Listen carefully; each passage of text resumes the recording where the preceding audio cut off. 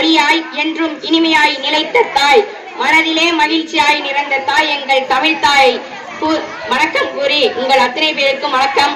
என் கவிதையை தொடர்கிறேன். உலகம் உனது, தோற்றத்தில் மேன்மை, வயதில் இளமை, படிப்பில் வளமை, பேச்சில் புலமை, செயலில் புதுமை, அன்பில் இனிமை, நட்பில் ஒருமை, ஒழுக்கத்தில் மேன்மை, வாழ்வில் எளிமை, குணத்தில் இல்லை தீமை, செய்வதனைத்தும் நன்மை, உன்னால் எல்லோருக்கும் பெருமை, உன் உள்ளமோ அருமை, உன்னிடத்தில் இல்லை பொறாமை, உன்னில் உலகம் இயக்கும் திறமை, இதுதான் உன் உடைமை,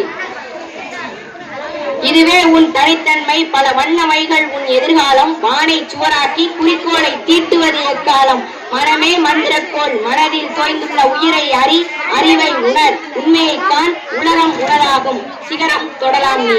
கொஞ்சும் மலமும் பிஞ்சும் மொழியும் கூடிய இளஞ்சிறார்களே, விளையாட்டாய் பேசி வீணில் முடியும் விவாதம் அது வேண்டாமே, உன் சிந்தையில் உதிக்கும் சிலவற்றை ஊன்றிக் கவனி, சிகரம் தொடலாம் நீ.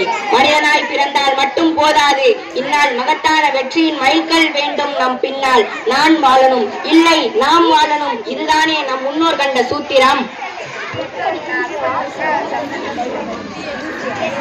வினாச்சோரூட்டும் கரையது வேண்டாம், கண்டதையும் ரசிக்கலாம், அது காக்கையின் எச்சம், அதனால் நமக்கு என்ன மிச்சம், பண்புகள் ஆயிரம் கொட்டி கிடக்கும், அன்புதானே ஆயுதம் எதிரியை மடக்க. உலகத்தை ஆள பிறந்தவனை இந்த உலகத்தில் அனைவரும் உன் உடன் பிறப்புதானே, உண்மை வழி நின்று உள்ளதை பேசு, செழுமை சிரிப்பால் சிறப்பாய் வாழ். நன்றி.